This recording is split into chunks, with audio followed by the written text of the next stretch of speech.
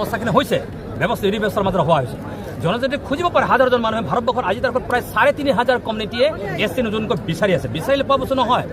আমাৰ কথাটো হৈছে কি আজি তাৰিখত যে আজিৰ জনজাতিসকলৰ যি ধৰণৰ কাষ্টমছ আছে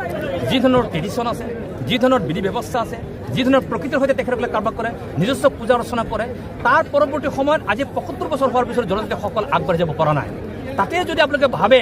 এডভান্স কমিউনিটিসকলে যদি আগবাঢ়ি যাব বিচাৰে যে তেনেকৈ কি পৰিৱেশ হয় তাৰ এক্সাম্পল কেনেকুৱা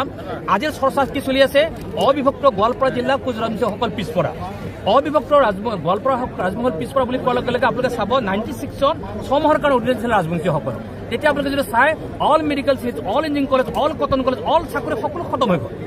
তাৰমানে তাৰ তুলনাত যদি আমি আহোমৰ কথাখিনি আনা যায় আপোনালোকে নিজে চিন্তা কৰক যে কিমান এডভান্স আৰু সেই সম্প্ৰদায় যদি আকৌ আনি দিয়া যায় তেনেধৰণে যদি কৰি দিয়া যায় কাৰোবাৰখিনি ক্ষেত্ৰত কৰিব দিয়া যায় এবৰিজিনেল যিখন ট্ৰাইবেল আছে তেখেতসকলৰ সত্তা কাঢ়ি লোৱা নিচিনা হ'ব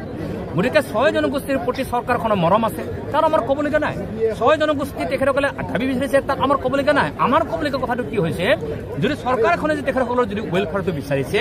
তেতিয়াহ'লে MLA এছেম্বলি বা পাৰ্লিয়ামেণ্টাৰী কনষ্টিটিউশ্যনসমূহত অবিচিৰ কাৰণে ৰিজাৰ্ভেশ্যন কেলে নানে সংবিধানখন সংশোধন কৰকচোন কি আপত্তি আছে সংবিধানখন সংশোধন কৰি অবিচিৰ কাৰণে MLA ৰিজাৰ্ভ কৰি দিয়ক MP ৰিজাৰ্ভ কৰি দিয়ক বিভিন্ন নিগম নিকামলৈ এপইণ্টমেণ্ট কৰি দিয়ক তেওঁলোকে সন্তুষ্ট হ'ব কোনো অসুবিধা নাই SC কেলে হ'ব লাগে আজি আপোনালোকে ঝাৰখণ্ড যাওক ছত্তীশগড়ত যাওক আজি তাত চাওতাল ওৰাওসকলে কৰ্মীৰ বিৰুদ্ধে সংগ্ৰাম কৰি আছে আপোনালোকে সকলোৱে দেখিছে মিডিয়াৰ মানুহ আপোনালোকে চাব তাৰমানে তাত তাছাৰ বিৰুদ্ধে সংগ্ৰাম চলি আছে গোৱালাৰ বিৰুদ্ধে সংগ্ৰাম চলি আছে আজি আৰু আকৌ কেনেকৈ হ'ব কাহিনীৰ ক্ষেত্ৰত পুৰা সামগ্ৰীভাৱে যদি চাবলৈ যাওঁ মই ভাবোঁ আজি তাৰিখত এই গোটেই বিষয়বস্তু ভালকৈ থৰস্থায়ী কৰিব লগা হোৱাৰ কাৰণে বিচৰা নিবিচৰা এগেইনষ্ট কৰা সমৰ্থন কৰা সকলো চৰকাৰ সকলো প্ৰতিনিধিসকলে এটা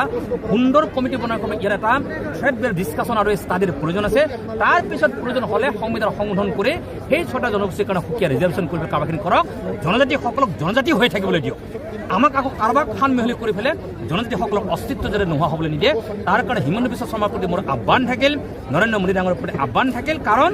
16 চনত এইখন চৰকাৰ অহাৰ কথা আপোনালোকে গম পায় জনজাতি ৰাইজ এইখন চৰকাৰ অনাৰ প্ৰবল অৰিহণাটো এই জনজাতি ৰাইজত আছে দেখা যায় যে গোটেই বিষয়টোত আপোনালোকৰ এই গোটেই বিষয়টোত কাউন্সিলসকলৰ চিফসকল নাহে কিন্তু আপোনালোক আৰু TMPৰ মিচিংসকলক দেখা পোৱা যায় বাকী অন্যান্য চিফসকল নাহে বুলি আপোনাৰ অনুভৱ বা এই গোটেই বিষয়টো কি বুলি ভাবে আপুনি চাওক মই চিফটো মোৰ টেম্পৰেৰী মই জন্মসূত্ৰে এজন জনজাতি মই চিফ আজি আছোঁ মোক কাইলৈ নাহে কিন্তু মই মৰিম জনজাতি হৈয়ে মোক জনজাতি সমাজে মোক কান্ধত ল'ব